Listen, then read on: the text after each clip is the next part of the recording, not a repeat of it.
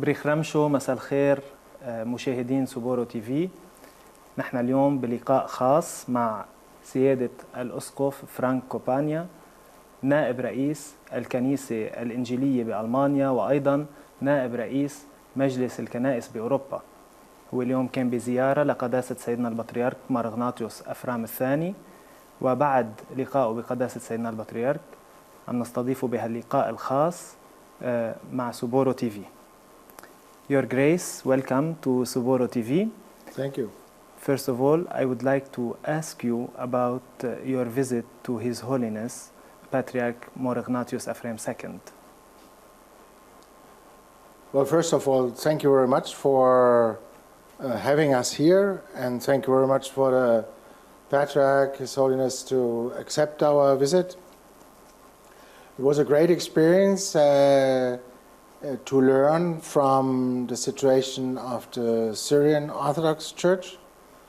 But not only that, it was also very impressive to hear from the situation of Christians in Syria and of the people in Syria. So the Syrian people and how the situation is in Syria at the moment, and to speak with a person from that area, from that country, with a leading person, and His Holiness the Patriarch was very impressive and gave me a wonderful insight into the situation in Syria. It was my first contact to a person who actually lives in Syria now, so it helped a lot to understand and to get an idea of the situation, and it was an extremely friendly and brotherly visit. Can you tell us more about the Evangelical Church in Germany, EKD? Well, the Protestant Church in Germany, EKD, Evangelical Church in Germany, is an umbrella of 20 million Protestant Christians in Germany, consistent of Lutheran, Reformed and United traditions. So we have, after Reformation, we have different traditions in Germany and Europe of the Protestant faith, and EKD works as an umbrella for all those 20 regional churches in Germany, and 20 million members. EKD is the umbrella, and the international work of EKD since almost 100 years, it is older than EKD itself. The international work, the regional churches transferred to the nationwide church office, because it's easier if one office, if one department is organizing the worldwide ecumenical connections and the connections to the 100 German-speaking congregations worldwide. So this is what we do at EKD. In my part, I'm the head of the Ecumenism and Global Ministry Department, and as such, the bishop for this task, and for this reason, EKD has a very important role in Germany to raise the voice for the Christians, for the 20 million Protestant Christians, with a strong ecumenical partnership to the Roman Catholic Church, and of course to all other Christian churches like the Syrian Orthodox Church, who also is representing their faith in Germany. They are working closely together with the state of Germany in education, in the communities. So we also appreciate very much the Syrian Orthodox Church being present among us in Germany. After your appointment in your new office, you visited the headquarters of our Syrian Orthodox Archdiocese in Germany, and you met His Eminence Archbishop Morphiloxinos Matthias Naish. Can you tell us more about your visit and your impressions? Well, it was so impressive that after the visit, I decided to visit the Patriarch here in Beirut. Now, it was a very warm welcome. His Eminence and his team of people welcomed me. It was the third day of my office, the Archbishop dedicated a special cross to me, and we exchanged the work of the Syrian Orthodox Church in Germany, the education, the schools, how besides the services and the religious parts, the Syrian Orthodox Church engages with the community. I was actually part of a preparation of a big weekend festival taking place at the seat of the Archbishop for all the community in the area. And that was really impressive. And we were asked whether we would be willing to support the Syrian Orthodox Church also on a public level. And that was actually the birthplace of the idea and the wish to come to the seat of the Patriarch, which we did today. After today's visit, how do you see the situation of Christians in the Middle East in general and in Syria? Well, I have learned that the political changes in Syria are symbols of hope, but also are having concerns. How will the country develop? How will the interaction between different faiths, different religion, especially the Christian and the Christianity and Islam, how will this develop? Syria is the birthplace of Christianity, and in Syria, since the beginning of our faith through Jesus Christ, Syria is in the heart of the Christian faith tradition. So a country, Syria, without Christianity is kind of unthinkable.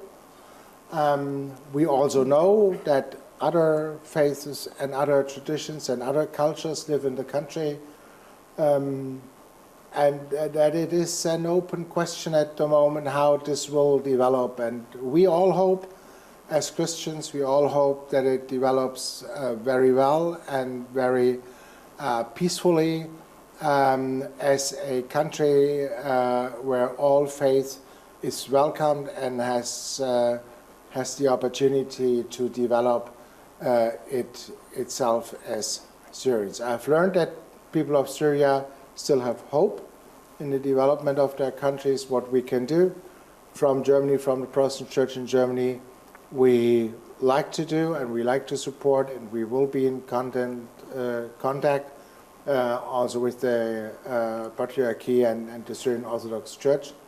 But I have learned that there is hope, that there is concern, and the main and important thing is how will the government develop and how will the peaceful coexistence of religion and faith will develop. That this is one of the main questions in Syria at the moment, besides the poverty of the people, of course, and the development of industry and businesses. After the visit to His Holiness and yourself prayed a common prayer of peace, for peace in the world in general, and especially for the Middle East and the war-torn countries of the Middle East. Besides prayer, what can EKD do for peace and for the support of Christians in the Middle East? We monitor very closely with the Conference of European Churches and the World Council of Churches the situation of human rights and religious freedom. So we can address this to politicians and the government in Germany, the Foreign Ministry. We can address this in our faith communities so that people are aware that human rights and religious freedom is respected. We can support the Syrian Orthodox Church in Germany with funds, but also with opening up the political and the political system for their engagement.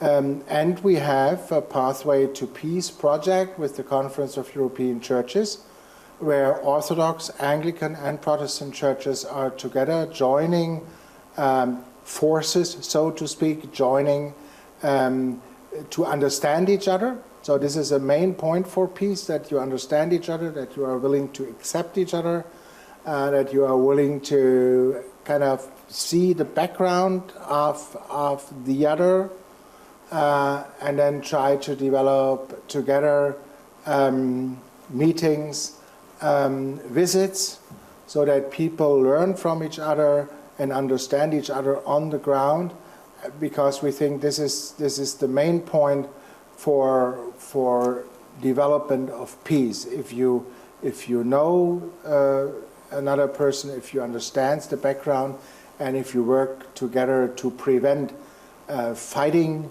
for the right political system or the right belief, but develop it together. So being connected, education, supporting our partner churches, and being on the ground and on scene to secure human rights and religious freedom, and join our strengths together. Mm-hmm. Your Grace, what is your final message for Christians in Syria, in Lebanon, and in the Middle East in general? You have our solidarity and our prayer, and we hope and we do our utmost to stand with you for a peaceful development of your societies,